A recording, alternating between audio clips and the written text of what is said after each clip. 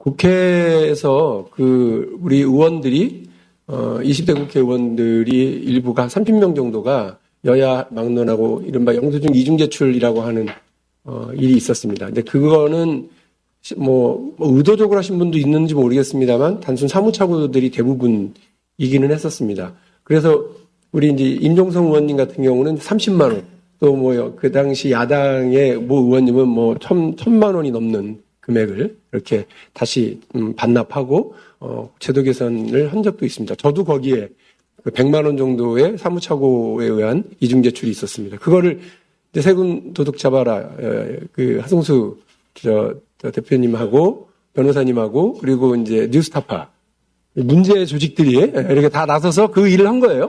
그때는 진짜 기분 나쁘죠. 이걸 갖고 막 뉴스 만들고 떠들고 하는구나 하면서도 국회의원들은 워낙 다 이렇게 자기들 쓴 돈에 대해서 다 낱낱이 보고하고 드러나 있으니까 그 일을 거치고 나서 뉴스타파를 보면 그다음부터 좀 피해 다니긴 했습니다만 제도 개선은 이루어진 겁니다. 근데 지금 문제는 뭐냐면 똑같은 일을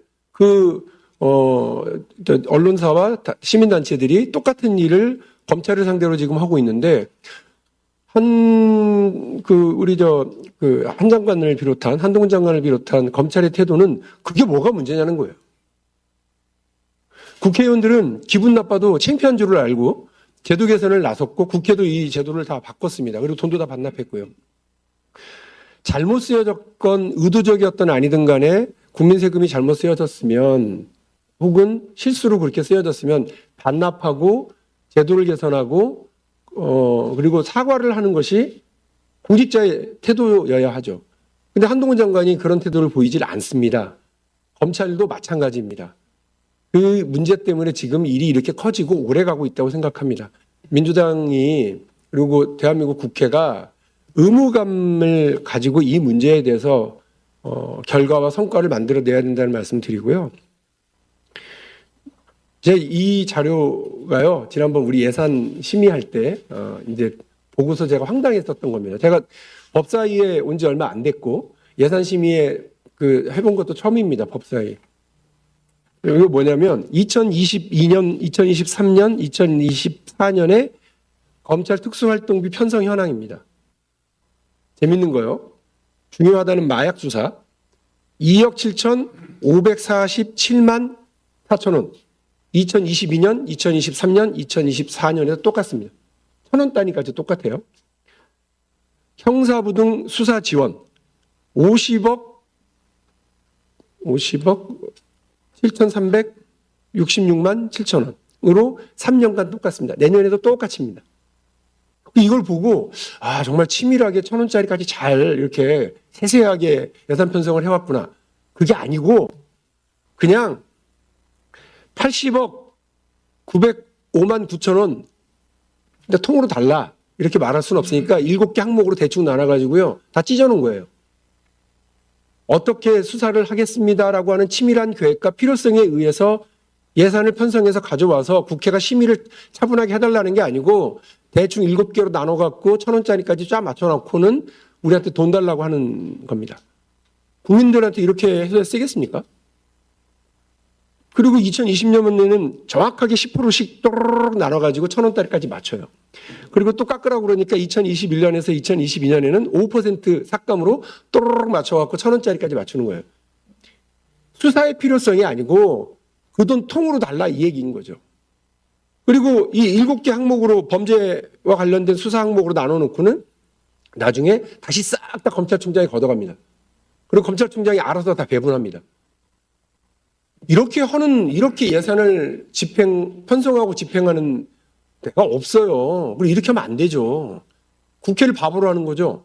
국회의 예산 심의권 자체를 무력화시키겠다는 의도가 아닌 다음에는 이렇게 예산을 편성해 올 수가 없습니다. 이거 지적했더니 한마디도 못 하잖아요.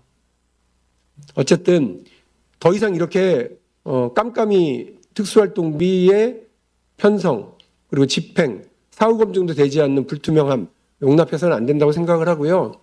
제도 개선과 관련해서는 일단 편성 과정에서부터 집행 과정 다 꼼꼼하게 다시 들여다봐야 될 필요가 있고요. 그와 관련해서는 저도 의견이 있습니다만 여기 참여해 주신 전문가분들께서 의견 주시는 거 좋겠고요. 저는 이제 사실 국회는 사후 검증 과정을 좀 디테일하게 좀 고민을 했으면 좋겠다. 여기 앉아 있는 어느 분도 특수활동비의 필요성을 인정하지 않는 분은 안 계실 거고, 그래서 필요한데 그 수사가 진행되고 있어서 혹은 수사와 되게 밀접하게 재판이 진행되고 있어서 특수활동비와 관련된 보고를 할 수가 없다. 그러면 수사가 끝난 뒤에라도 한 5년 뒤에, 3년 뒤에 국회 보고해야 될 거 아니에요. 저는 그거는 해야 된다고 생각합니다. 그래서 범정부 차원 전체적으로 특수활동비에 대한 예산 편성, 집행 과정, 그다음에 사후 검증 과정을 어떻게 할 건지, 또 국회는 어떻게 각각이 특수활동비를 쓰고 있는 검찰을 비롯한 모든 부처가 어떻게 3년 뒤, 5년 뒤에는 이것을 그 영수증까지 꼼꼼하게 보고할 건지 되게 중요하다고 생각합니다. 청와대가 대통령실이 30년 동안 기록물을 공개하지 않게 되어 있습니다. 몇 가지 경우를 제외하고는.